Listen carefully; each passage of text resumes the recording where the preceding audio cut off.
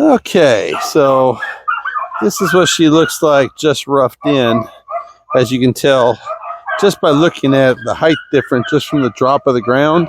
This is actually pretty flat. It's not anywhere near done yet, but you can see how we raised it way up in the back to keep the drainage off from in the front.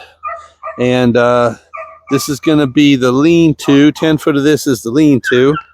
And we got a nice big, he did me a favor and he piled all the dirt up on the side here for future use, for fill-in, for backfillage, for all of this once this gets done. Backfillage for all of this once this gets done. And then over here, this is the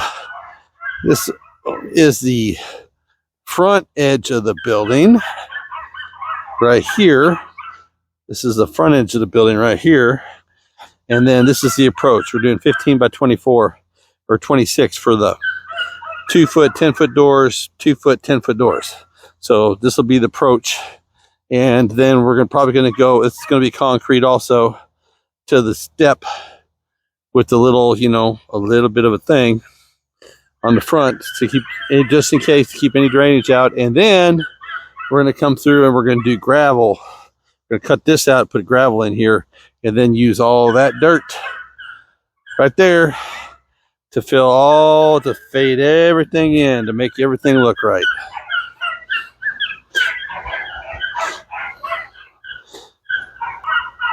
All right, this is the end of part 3. He's coming back tomorrow. I'll set the cameras back up again tomorrow. And we might be putting forms up or doing some finished work on the pad. But this is the process.